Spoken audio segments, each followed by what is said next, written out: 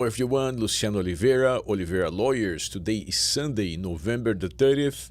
Now it's 3:30 Rio de Janeiro time. We are starting one more live stream.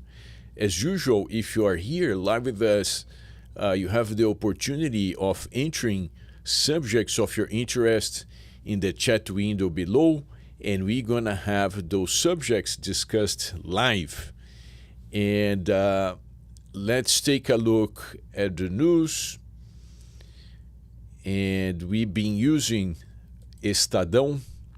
Estadão is a major Brazilian newspaper to see what's going on in Brazil. And today's headline is about the huge deficit that public companies are running now under President Lula's administration. And they are discussing what's going on. Okay, there is a major one, which is the Postal Service. And Postal Service typically it doesn't bring a profit, but it is getting worse. Like it's getting worse by the day, and they're trying to find out what is the reason for those deficits. And they have different theses, but one of them is like the management in charge of those companies. They are, naturally not doing a good job. There is some level of corruption that you're going to see every now and then. Okay, and another concern is typically, the amount of money that public employees are going to make in public service, particularly in Brazil, in which the minimum wage is really, really low, potentially about, $300 a month. You're going to have lots of public employees making sometimes, 10 times that amount, 20 times that amount. So there is a huge discrepancy in how income is distributed in Brazil, and it's not just because of public employees, but that's one of the components that impacts on the government accounts, if you will. So that's the main headline we see over here. There are other subjects that are more local to Brazil. This one, very interesting. This is Flamengo.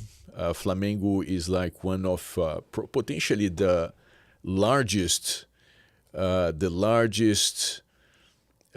soccer team in Brazil, and Flamengo just won the Libertadores da América. Libertadores da América is like a championship among South America, and Flamengo was the champion, right? And typically, the winner of this competition is gonna play against the winner of an European championship, and then whoever wins this match, I think it's a couple of matches, right? Like, so it could, so there could be one in each home stadium, and then the winner is going to be considered like the world winner, like in terms of clubs, right? So we're not talking about naturally like nation teams, we're talking about local clubs, right? And Flamengo is a huge one.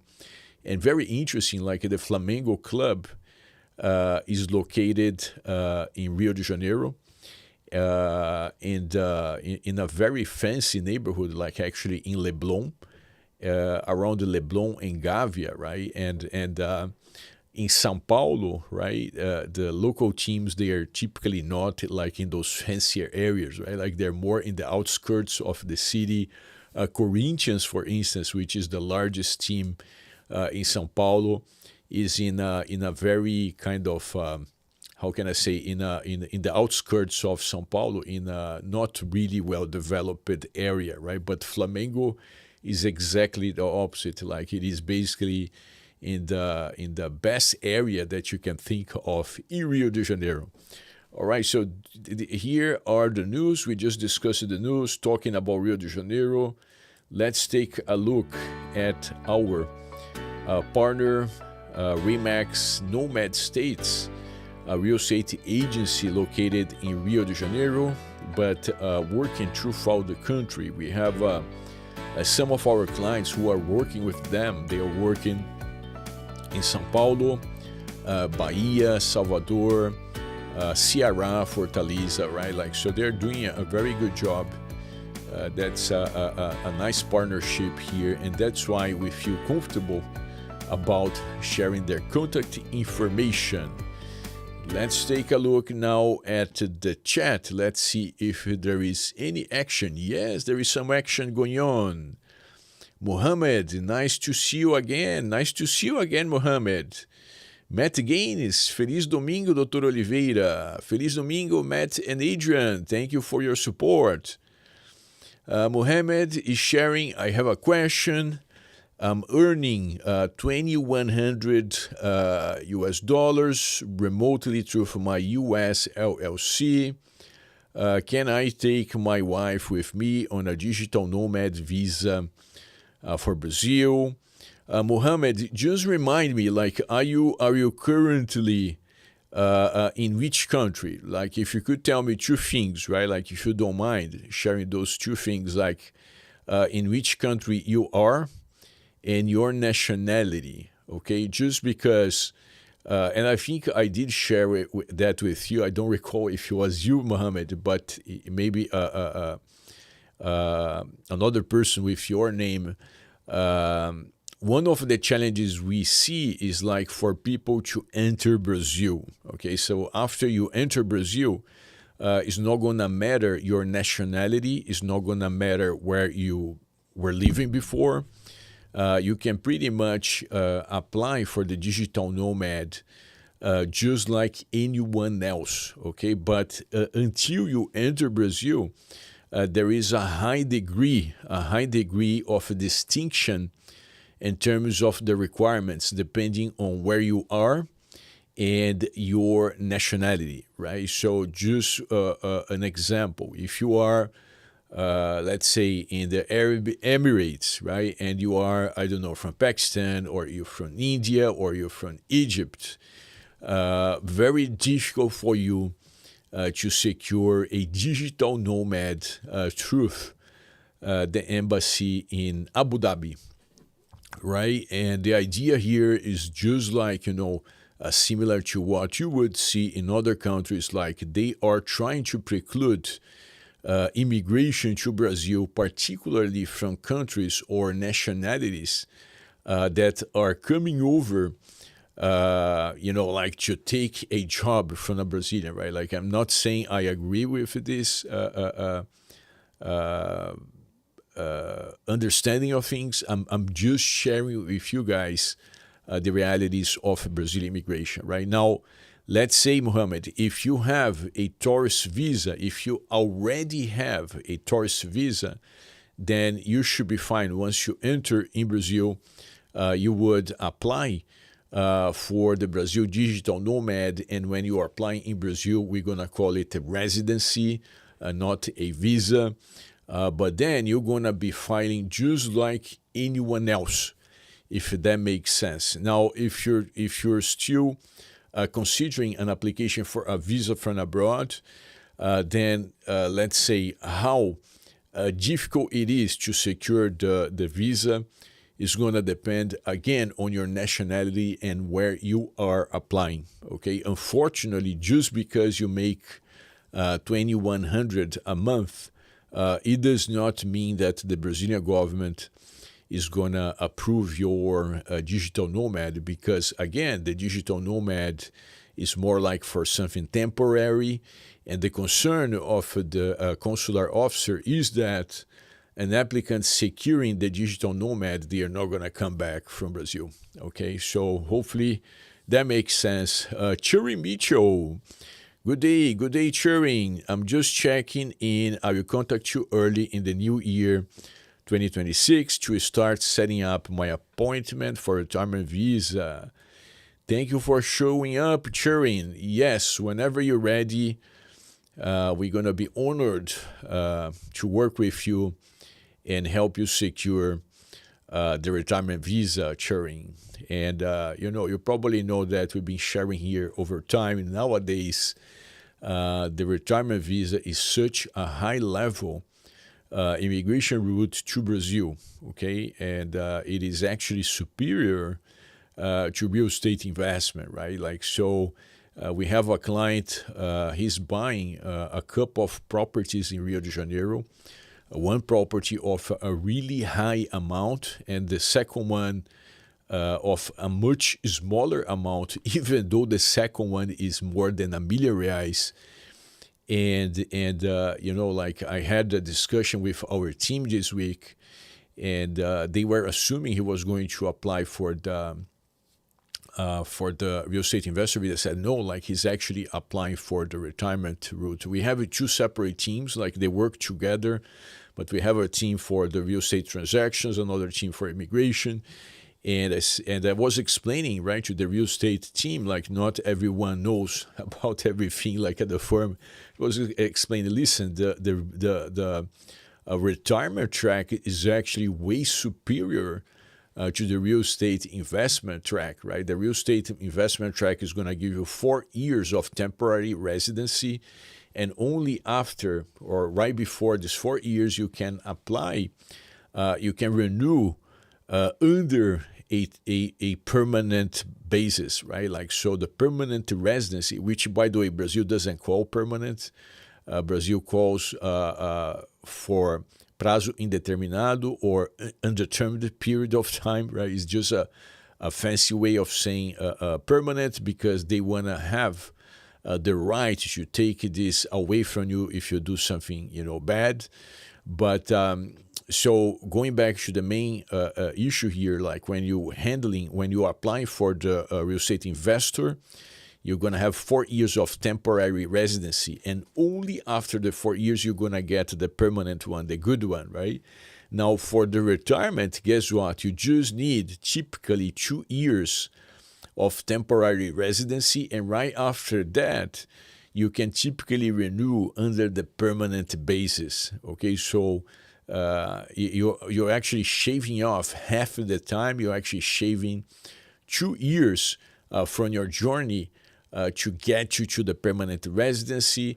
And the good thing about the permanent residency, that's when you start to accrue time towards your citizenship application. Okay, so there you go. Really interesting track for sure. Muhammad, now I am living in Cambodia and my nationality is Pakistani. Yes, Muhammad. So that's what I told you. Okay, typically, if you try to apply from abroad, even though you do meet the requirements, like from let's say from a paperwork perspective, very typically they would deny the application, right? What I see working for some applicants, and I'm not recommending, right? Like this is not a consultation. I'm not recommending you a course of action. I'm just sharing what I see working. In some cases, is when the applicant has enough traveling in their history to justify a trip to Brazil, right? Let's say this person has a visa and this person visited the United States, right? And then the Brazilian immigration officer, they can see the U.S. visa, right, on the stamp on the passport.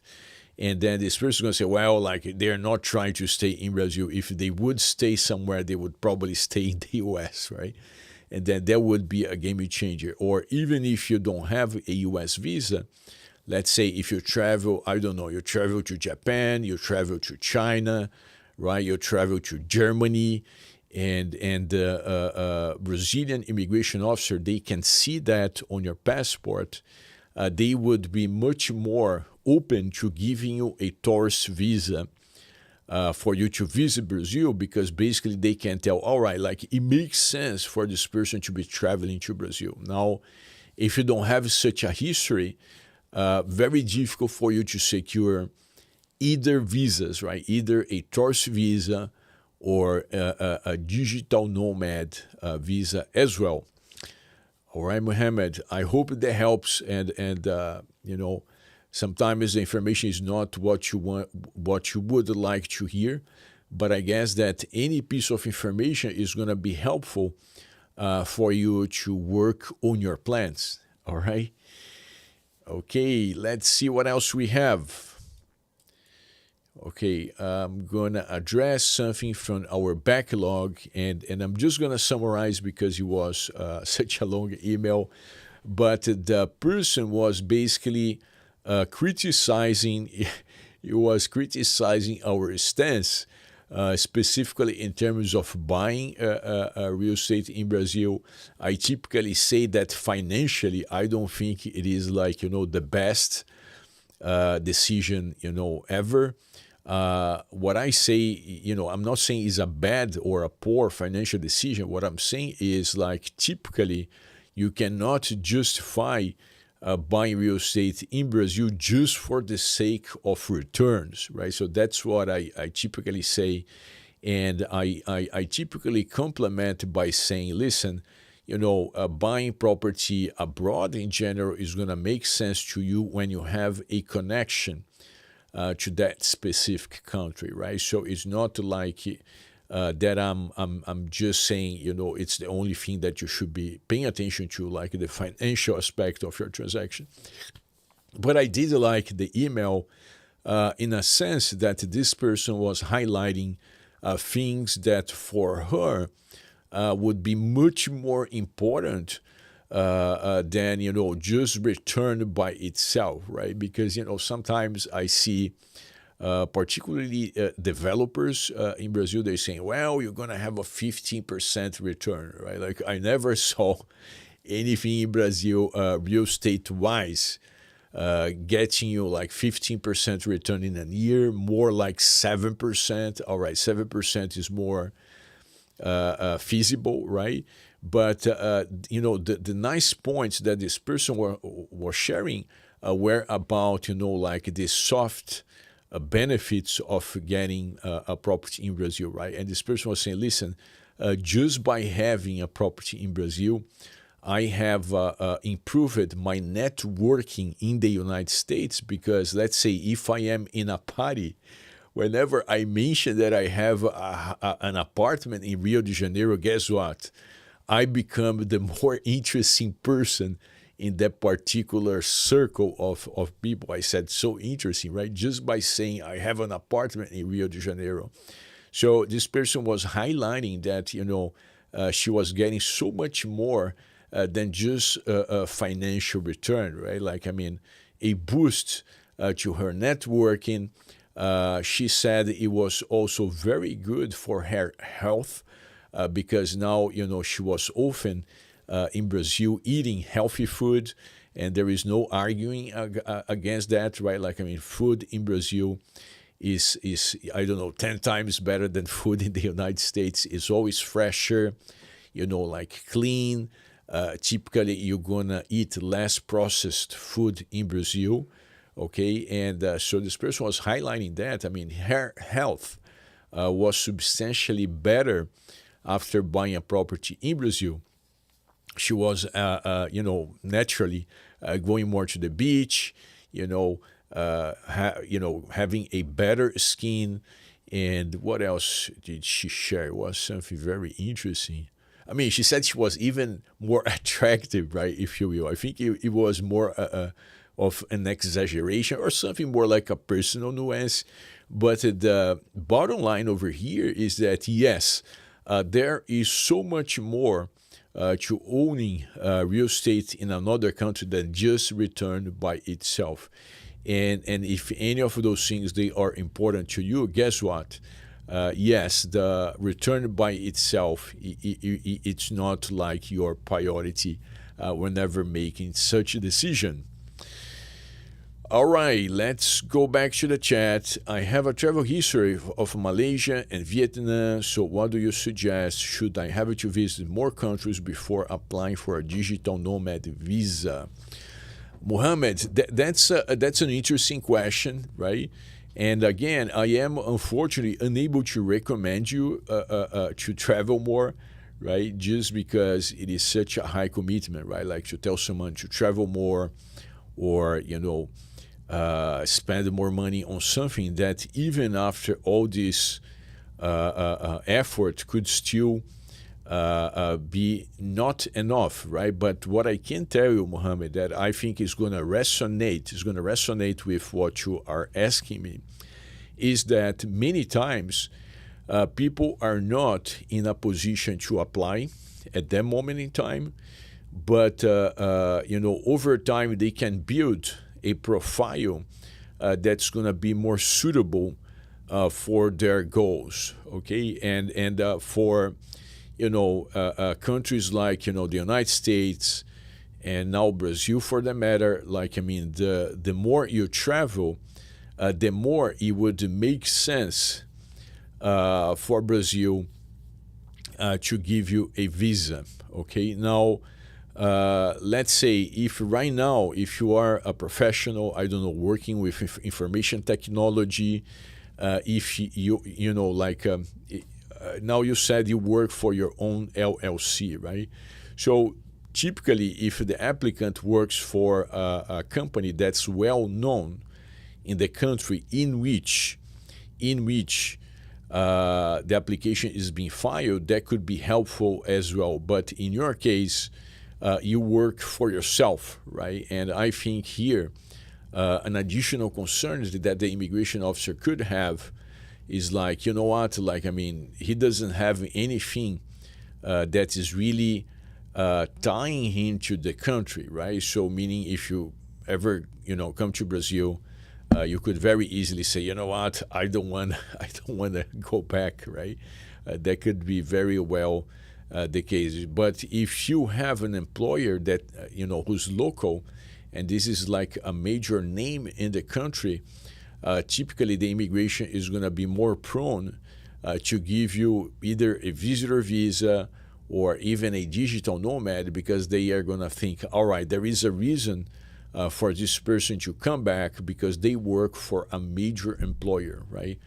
But if you work for yourself, the concern here is that there is pretty much nothing attracting you back to your country of origin, Muhammad. I hope that makes sense. All right. Let's take a look here at the backlog. What else do we have?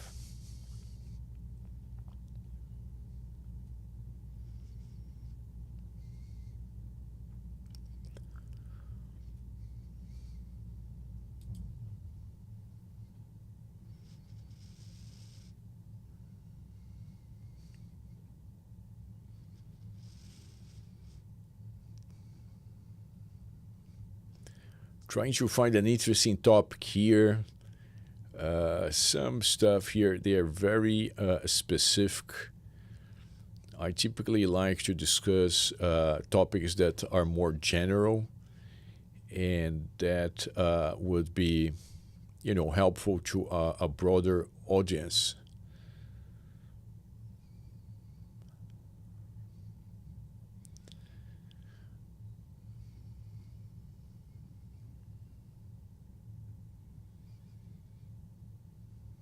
All right.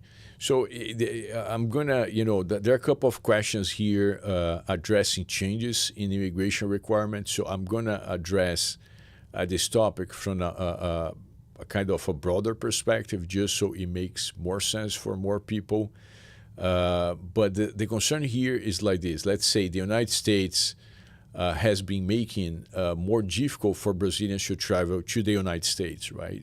Or, Portugal is doing the same thing, right? Like Portugal is like removing many of the advantages that Brazilians would have when traveling to Portugal, right? So the question goes like this: is Brazil going to do something about it? Like, maybe canceling, some of the existing visas nowadays, or making it more difficult for people to obtain those visas, right? And residencies, for that matter. So I don't think so, and there are different perspectives, right? Like first, Portugal is such a small country, geographically and population wise when compared to Brazil, right? Like I mean, Brazil, like I mean, when you compare Brazil to Portugal, I don't think it is a fair comparison.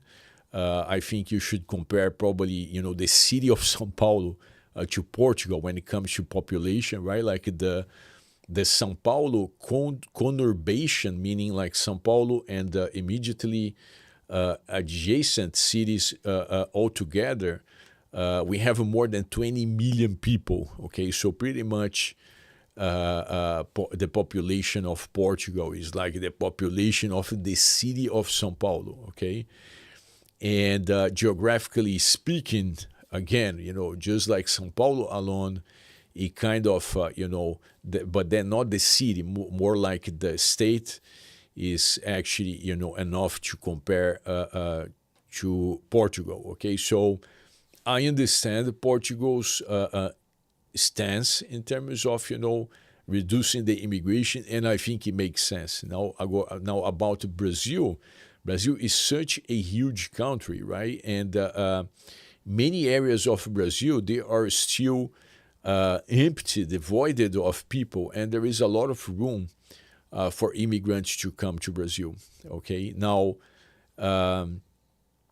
we haven't seen any signs of changes to the framework. Something that we are always, asking ourselves is like, when is Brazil gonna change the minimum amount required for an investor visa to be provided? And this hasn't happened so far. So it looks like Brazil is actually comfortable with the current immigration framework, which is interesting because it was actually, just a political nuance. It was actually created by the prior administration, meaning President Bolsonaro. He did create most of the current modern visas and residencies we have nowadays. But I think, kudos to the current administration because they are pretty much keeping those things because they are working well, right? Now, unfortunately, on the other side, the consulates and embassies, just like I was addressing earlier in this live stream, they are turning the screws. They are actually making it much more difficult for immigrants from like developing nations to come to Brazil. And very interesting, like this doesn't look like a policy that is written anywhere. So when we have discussions with people connected to the consulates, they say, like this is like a common understanding, but it's not written anywhere, right? Like, and I think it makes sense for the government to behave this way because typically Brazil is recognized as a country that is always welcoming, like to asylum seekers, and people from, areas in which you have like, natural disasters and so on.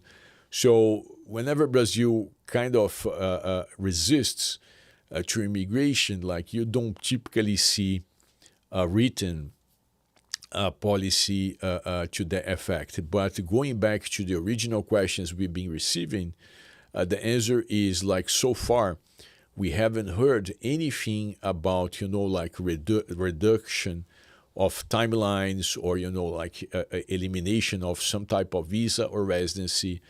It's actually the opposite. The sense that I get from what I see is that Brazil is actually, or the current federal government is enjoying the current immigration framework and is just, playing along, meaning like, leave this thing working as it is because it's working fine. All right, let's take a look and see if there are any new insights. Hermon, afternoon, everyone. Afternoon, Hermon. Good to see you. Jota, I want to invest on a startup for residency, but I can't find a portal. where I can find a good startup to invest. Uh, yes, Jota, I hear what you're saying, right?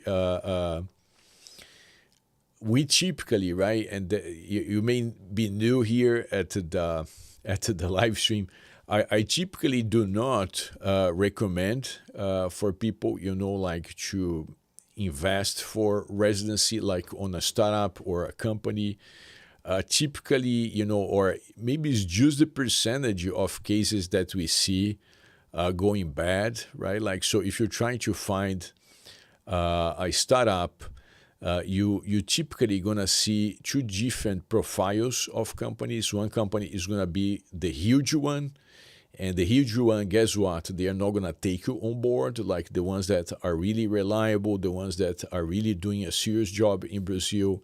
They typically are not gonna bring immigrant investors aboard.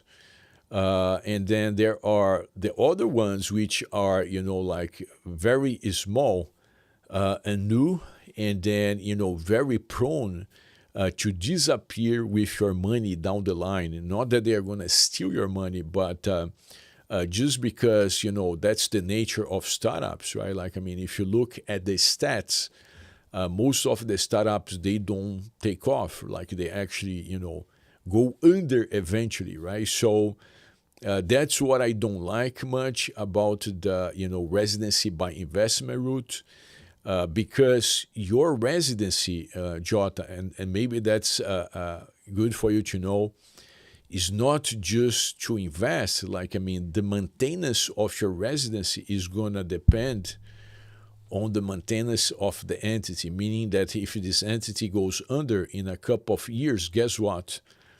Your residency goes away as well. So our typical recommendation is first look at other visas. If you can buy a property that's a typically safer route, okay, that's my first recommendation. The second one, if you're going to insist on the business investment route, is that ideally you would, either have a very close individual who would work with you in Brazil, right? Like that would assume that you already know people in Brazil. And then I don't want to get into the specifics, otherwise it becomes almost like a recommendation. And I don't know your particulars. I cannot recommend something to you. The recommendations I'm mentioning over here, they are in general. They are recommendations that I typically share here at the live stream based on prior experience with this topic. But the bottom line here, Jota, is that it's just too risky, right? Like, I mean, you cannot, in my opinion, you should not immigrate to another country with something that you have no control over, and that it could be over in a couple of years, taking away your residency, right? What about if you're coming with family, with children? It just doesn't make much sense, in my opinion. Marisa Navas, boa tarde, Dr. Luciano. Boa tarde, Marisa. Boa tarde, Ricardo. Estamos atentos à sua live. Deus te abençoe. Thank you so much, Marisa, for the kind words. So good to know that you and Ricardo are following us here live. Thank you for the participation. Matt Gaines, are you aware of any Facebook groups of U.S. expats who have immigrated to Brazil? Adrian and I would like to join such a group while we are working towards our big move. Matt, I'm not familiar, but it's a very interesting idea, and I'm just sure there are some, right? So I'm gonna run this question by our immigration team, like those of us who are in touch, like on a daily basis with our clients, and maybe see if there is such a group, because yes, it does sound like an interesting resource for people who are moving to Brazil. Very interesting take on it, Matt. And I know, for instance, there is one, for instance, in Dallas, and there is one in Los Angeles, right? And we know about that because we actually target, like Brazilians who are in the United States for some of our services. And I know that there is a group in Dallas, like for Brazilians who moved to the U.S., and there is another Facebook group in Los Angeles, right? Like again, for Brazilians who move to Los Angeles, all right? So I'm pretty sure there are such groups, Matt, and maybe instead of being just a general group, like you could see if there is something specific to your target area, right? So let's say foreign citizens who move it, like to Rio de Janeiro, or foreign citizens who move it to Campinas, or Porto Alegre, right, or Camboriú, Florianópolis, and I think this would be more meaningful because then they are going to be sharing information, just not like in general, but information that is more targeted to the area of your interest, if you will. Okay, so if you want to do that, something you could try is like to go to Facebook and search for, whatever city name you are interested in, and, like expats, right? Expats in Rio de Janeiro, right? I am almost positive that you would find some groups in the area, right? Particularly if you're talking about a large city. Now, if you're planning to move to a not so large city, what you could do is try to use a large city closer to your city as a proxy. Okay, so again, like in my example, like in Sao Paulo, if you move into Campinas, right? Campinas is a somewhat large city, but not as large as Sao Paulo. So let's say if you don't find an expat Facebook group in Campinas, your proxy would be like Sao Paulo, and most probably in the Sao Paulo group, you would find, people who are actually living in Campinas, if that makes sense. All right, Jota, I want to invest on a startup for residency, but I can't find, Poro. All right, Jota, I thought the residency by investment was a permanent residency. Jota, that's a very good question, right? And in theory, once you apply, it comes as residência por prazo indeterminado, right? And the translation says residency for undetermined period of time, right? And then the question that you could ask yourself is, why don't they call it permanent residency? And the idea behind this, choice of words is exactly because it's not permanent, right?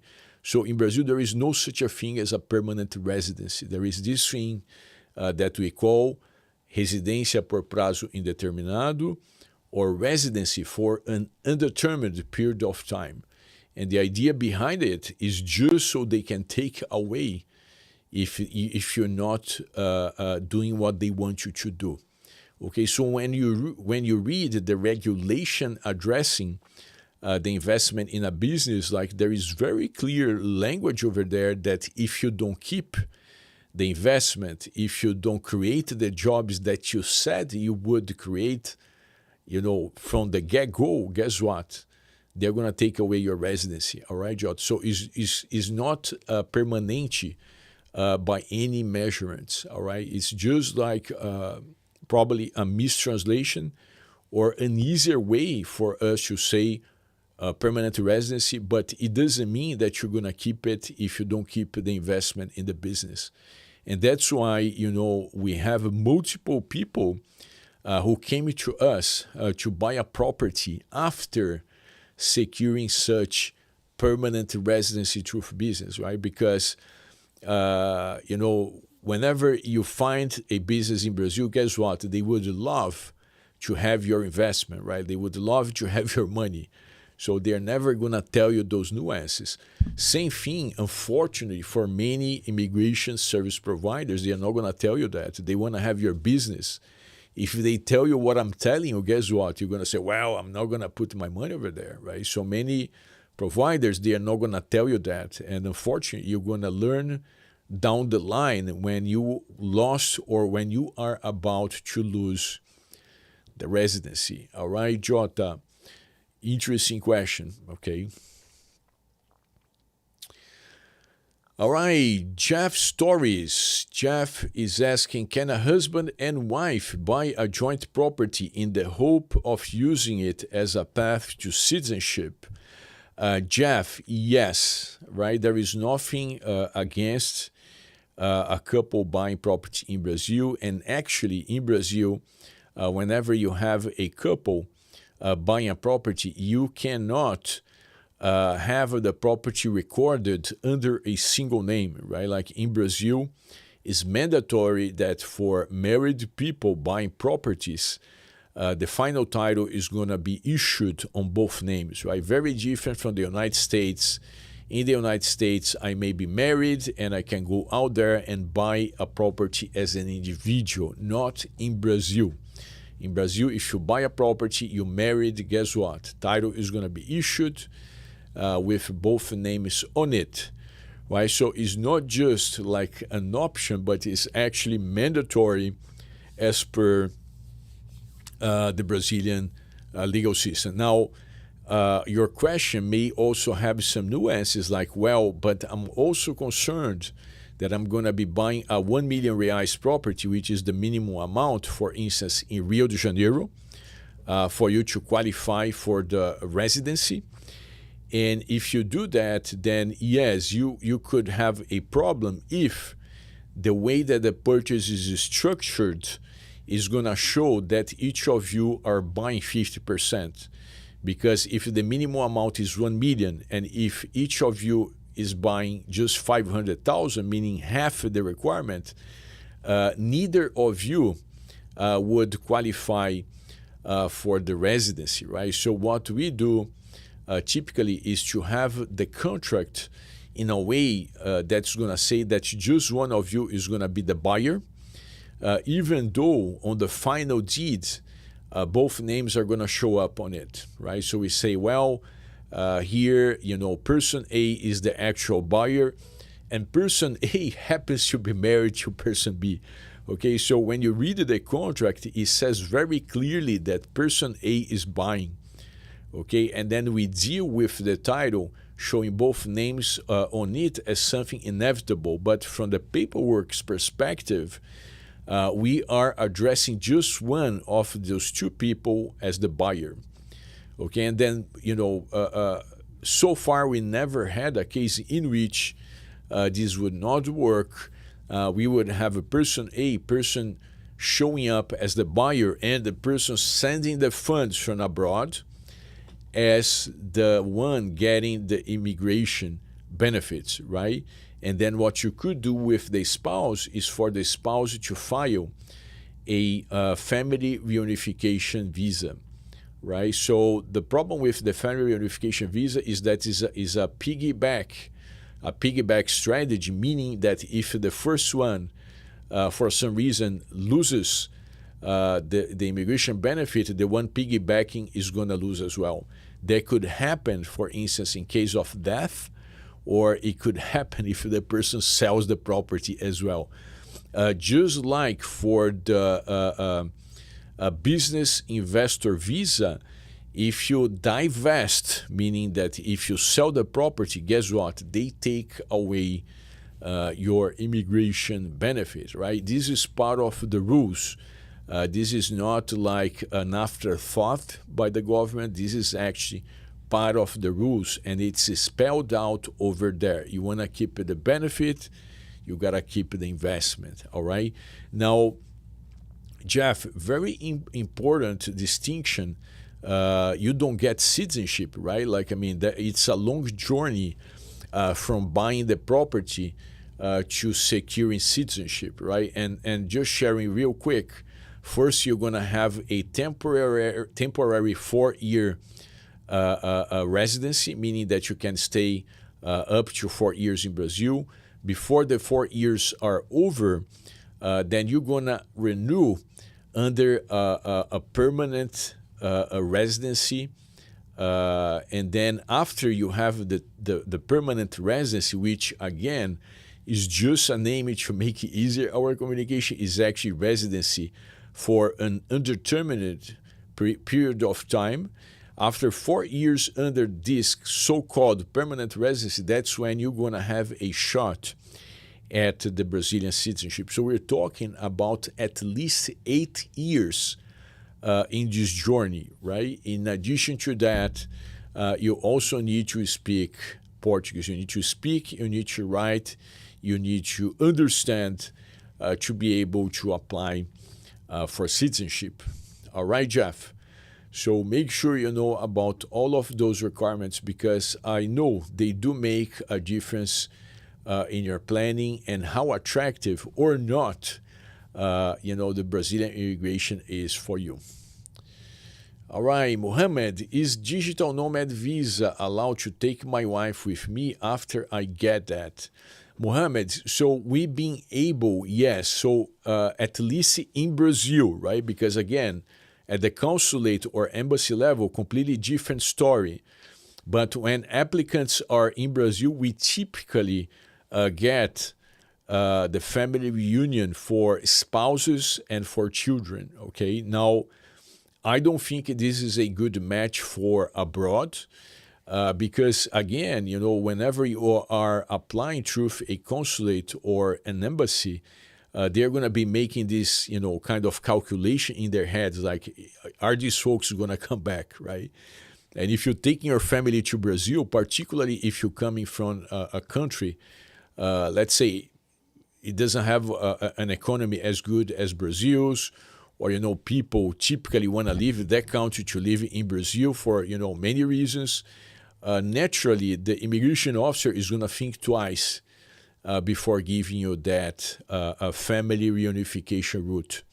Okay, now if you are already in Brazil, right, and I'm not talking about you now, I'm just talking in general to help people understand the dynamics, right? But if you are in Brazil with your family under, let's say, a tourist visa, very probable that, yes, you will get the digital nomad residency covering your family members under the family reunification residency, right? So they are not going to be getting a digital nomad. No, digital nomad residency would be just for you, and then your wife and children, if any, they would get the family reunion residency, if that makes sense.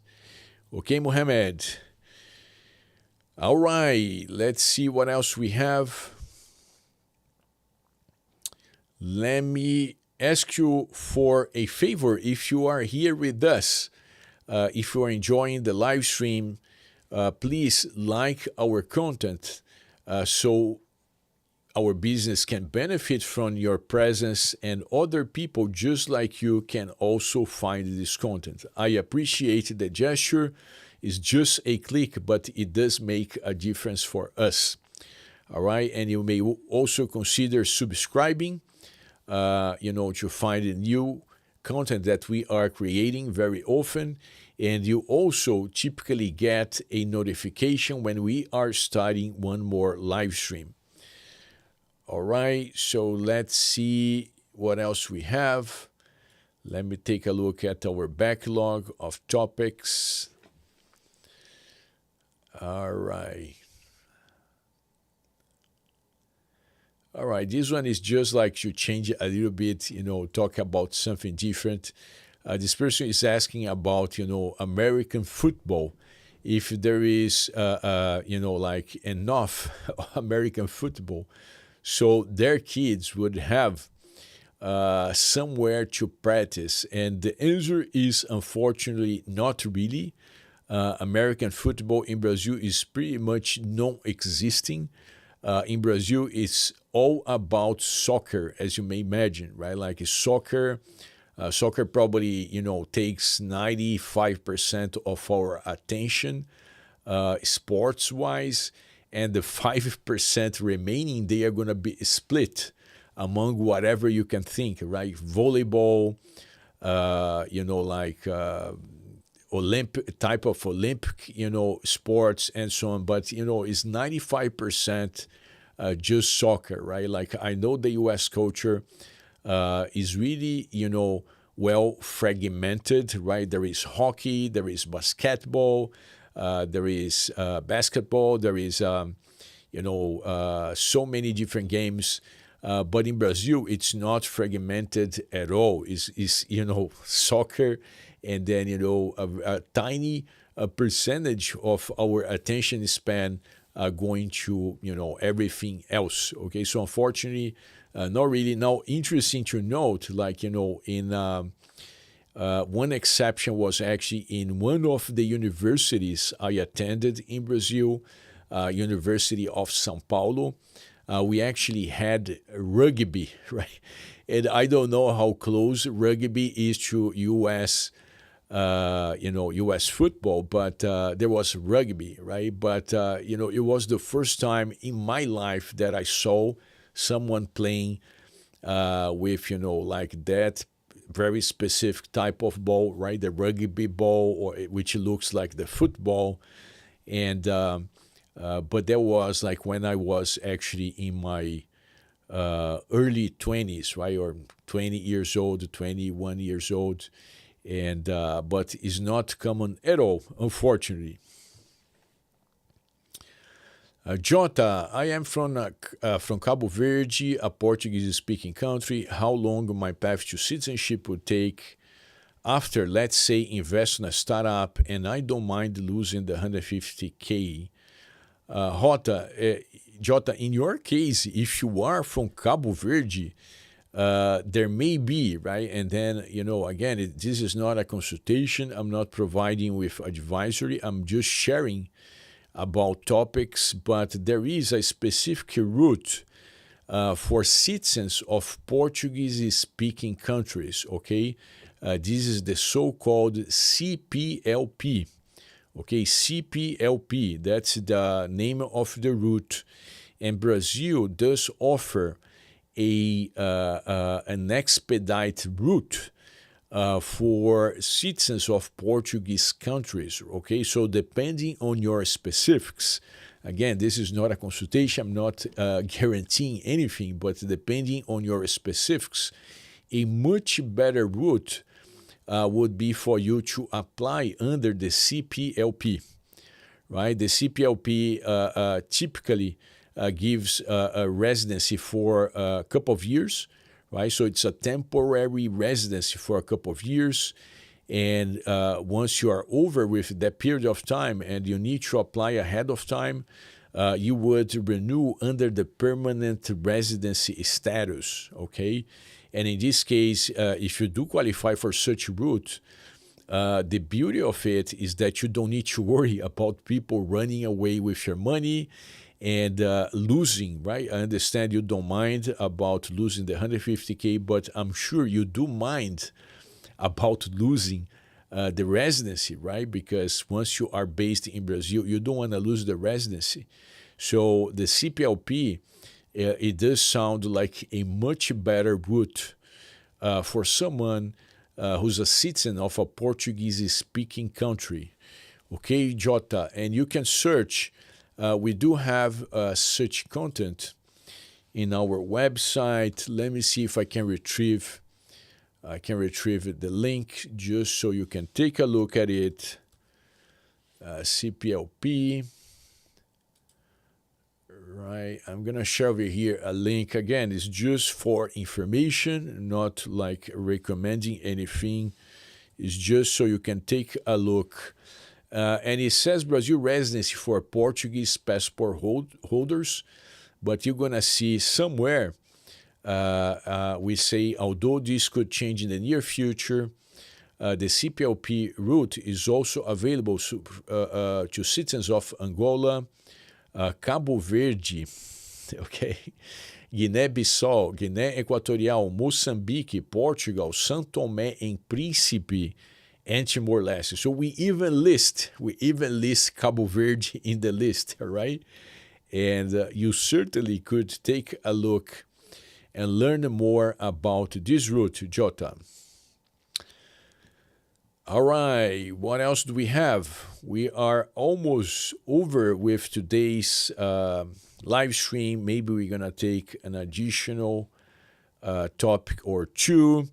Remember that our mainstream is actually on Wednesdays.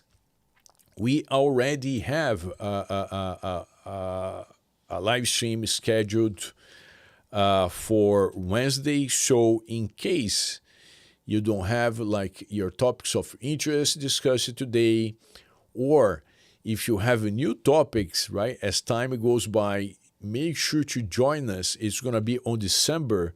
Time is flying, right? Time is flying real quick. Our next live stream is going to be on Wednesday, December the 3rd. And then on Wednesdays, we meet at 12:30 Rio de Janeiro time instead of 3:30 Rio de Janeiro time. So again, that's going to be December the 3rd, Wednesday at 12:30 Rio de Janeiro time. All right, make sure to have in your calendar to join us. Wayne Star, the Confederação Brasileira de Futebol Americano, is the main organization of American football in Brazil. Thank you for sharing, Wayne. And are you familiar with how active they are? That's interesting. If there is a confederation, I guess there are games, right? But if Wayne also have information about their presence, maybe Wayne can confirm that is not particularly meaningful, right? Like games.